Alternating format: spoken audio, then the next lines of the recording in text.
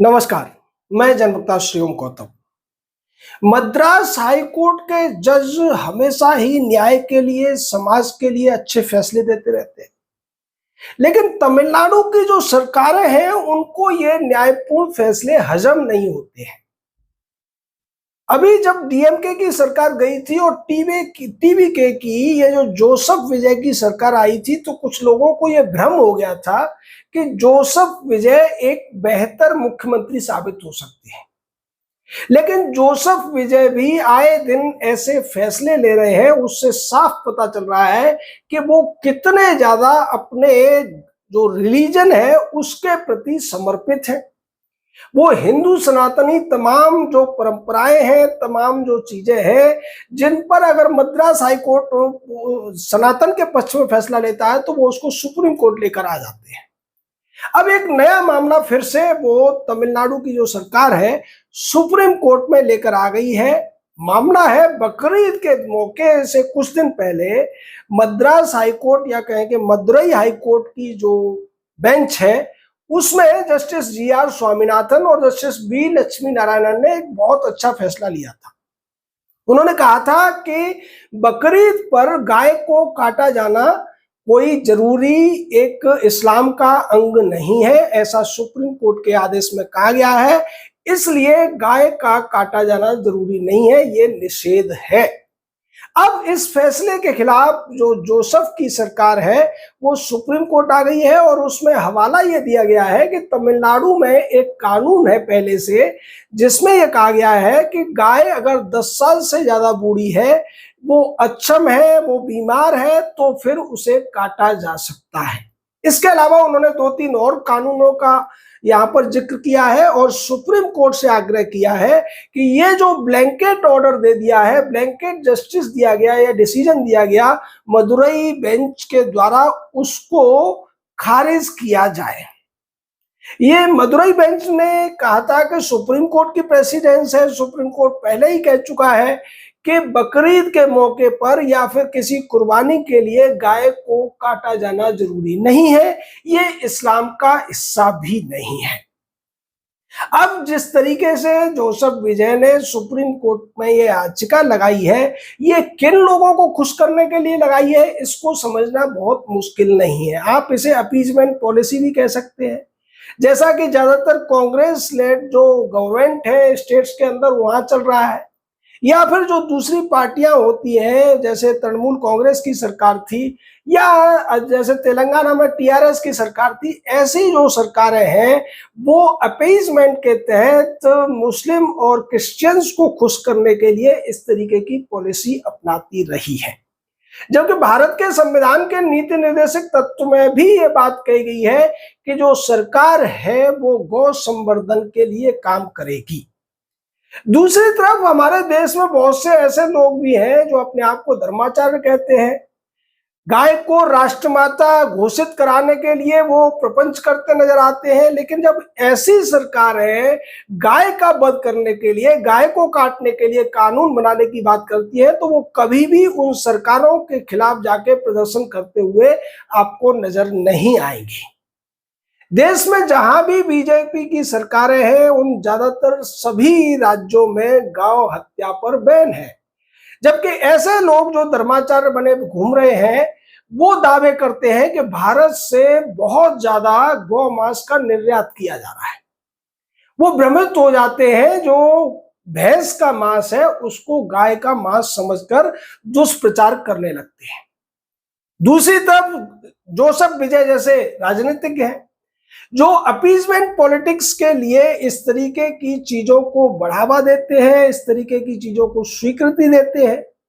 अब यहाँ जो फैसला था उसमें यह भी कहा गया था कि चूंकि एक ऑर्डर है तमिलनाडु सरकार का कि दूध की उत्पादन बढ़ाने के लिए गौ संवर्धन जरूरी है, अगर गायों को कुर्बानी के लिए या मांस खाने के लिए काट दिया जाएगा तो फिर दूध कहां से आएगा। और दूध में मिलावट का जो मुद्दा है ये राष्ट्रव्यापी मुद्दा बन चुका है। दूध सभी को चाहिए और सबकी ये इच्छा है कि उन्हें शुद्ध दूध मिलना चाहिए, लेकिन फिर सवाल उठता है कि दूध तो गाय या भैंस से ही आएगा। अगर गायें और भैंसें जिंदा नहीं बचेंगी तो मशीनों से तो दूध बन नहीं सकता है, या फिर जो दूध का पाउडर होता है उसमें तमाम तरीके की मिलावट होती है, उससे दूध बनाया जाएगा, या फिर जैसा कि देश के गांव गांव में छोटे मोटे दुकानदार या दूध बेचने वाले यूरिया और जो रिफाइंड ऑयल है, कास्टिक सोडा है, उसको मिक्स करके जो दूध बना रहे हैं, जिसकी कुल जो दूध उत्पादन देश में होता है उसकी संख्या 40% से ज्यादा है जो मिलावटी दूध है। अब दूध से घी बनता है, घी के मामले में भी कुछ ऐसा ही है। हमारे देश में जितना दूध उत्पादन होता है उसको अगर पूरा का पूरा घी बनाने में लगा दिया जाए, तब भी जितना देसी घी के नाम पर हमारे देश में घी बिक रहा है उसका आधा भी पूरा नहीं हो सकता है।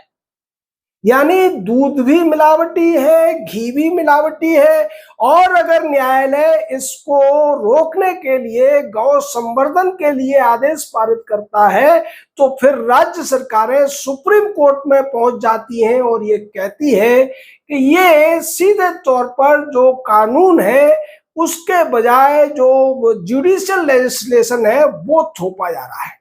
यानी कि अदालतों द्वारा जो आदेश है वो थोपे जा रहे हैं विधायिका द्वारा बनाए गए कानूनों के ऊपर।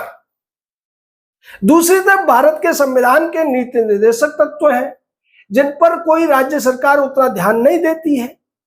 उन्हीं नीति निर्देशक तत्वों में गौ संवर्धन की भी बात है, उन्हीं नीति निर्देशक तत्वों में यूसीसी यानी कॉमन सिविल कोड की भी बात है। इन सबसे बचने के पीछे वजह ये होती है कि ये जो ज्यादातर पार्टियां हैं, जो परिवारवादी पार्टियां होती हैं, वो हमेशा ये मानकर चलती हैं कि अगर वो कुछ विशेष वर्गों के फायदे के काम करेंगे तो उनका एक मुश्त वोट उन्हें मिल जाएगा। लेकिन विजय के मामले में ये बिल्कुल गलत है। विजय को अगर इस तरीके से इतनी सीटें मिली हैं तो वो सीटें सनातनी हिंदुओं द्वारा दिए गए वोट की वजह से हैं। जैसा कि विजय ने दावा किया कि उनकी सरकार अल्पसंख्यकों की सरकार है, लेकिन अल्पसंख्यकों द्वारा उनको बहुत ज्यादा वोट नहीं किया गया है। तमिलनाडु में क्रिश्चियंस की आबादी मुश्किल से 5 से 7% होगी, उसे 10% भी मान लीजिए। उसके अलावा जो मुस्लिम आबादी है वो पूरे के पूरी आबादी ने डीएमके को वोट किया था। तो टीवी के यानी जोसेफ विजय को जो वोट मिला था वो ज्यादातर हिंदुओं का वोट था, सनातनियों का वोट था, और उसके दम पर वो जीत कर आए थे। सनातनियों को ये भ्रम हो गया था कि डीएमके के स्टालिन और उसके बेटे की जो सनातन विरोधी नीति है उसका अगर कोई सही तरीके से विरोध कर सकता है और तो दूसरी पार्टियां जो विपक्ष की है उनमें विजय सबसे अच्छा उदाहरण हो सकता है या विकल्प हो सकता है। और यही तमिलनाडु के सनातनियों की भारी भूल साबित होती हुई नजर आ रही है। इससे पहले भी हमने कई फैसले में ये जो अब तक लिए गए हैं टीवी के द्वारा बताया है कि किस तरीके से एक मंदिर जो बहुत प्राचीन मंदिर है उसके सामने एक चर्च खड़ा किया जा रहा था, इसके पीछे भी राज्य सरकार थी। इसके अलावा ये जो मामला आया है इसमें भी साफ तौर पर राज्य सरकार की जो मंशा है उसे ठीक नहीं कहा जा सकता है। राज्य सरकार बहुसंख्यक समाज की भावनाओं का अनादर करते हुए उनको चिढ़ाने के लिए जिस तरीके से गौ हत्या पर लगाए गए बैन को हटाने की मांग कर रही है, सुप्रीम कोर्ट में ये गुहार लगा रही है कि गौ हत्या की परमिशन दी जानी चाहिए। जो हाईकोर्ट ने फैसला लिया है वो गलत है। उससे साफ तौर पर पता चलता है कि उदयनिधि स्टालिन और जोसेफ विजय की सोच में कोई बहुत ज्यादा अंतर नहीं है। यही वजह है कि जब विधानसभा में शपथ ग्रहण के बाद में उदयनिधि स्टालिन ने यह कहा था कि हम अभी भी खुलकर कह रहे हैं कि सनातन को मिटाने की जरूरत है, सनातन को मिटाए बिना समाज तरक्की नहीं कर सकता, इस तरीके की बातें जब स्टालिन बोल रहा था तब वहां पर चुपचाप बैठकर विजय ने मौन स्वीकृति दी थी या मौन समर्थन दिया था उदयनिधि स्टालिन को। वैसे ये दोनों पुराने दोस्त रहे हैं और डीएमके के नेता जो स्टालिन है, एमके स्टालिन से भी जोसेफ विजय के अच्छे संबंध हैं। तो जो लोग ये भ्रम पालकर बैठे थे कि बहुत अच्छा बदलाव होने वाला है तमिलनाडु में, या फिर ये कह रहे थे कि तमिलनाडु में बदलाव हो गया है, तमिलनाडु में कोई बदलाव नहीं हुआ है। ये उसी तरीके का बदलाव है जैसा दिल्ली में शीला दीक्षित की सरकार जाने के बाद उसके दत्तक या मुंह बोले बैठे केजरीवाल की सत्ता आ गई थी। यहां भी वही सब होता हुआ दिखाई दे रहा है। जो बुराइयां कांग्रेस की सरकार में थी, उससे ज्यादा बुराइयां आम आदमी पार्टी की सरकार लेकर आई थी।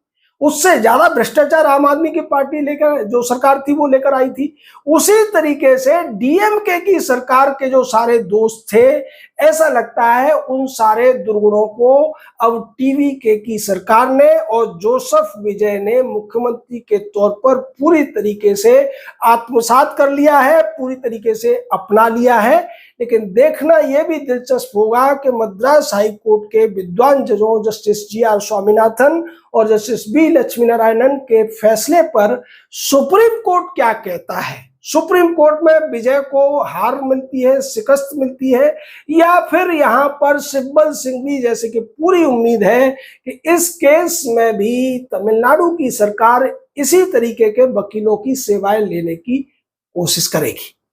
आपका इस पूरे मामले पर क्या कहना है? अपनी राय दीजिए, हमारे साथ जुड़े रहिए। जय हिंद, जय भारत।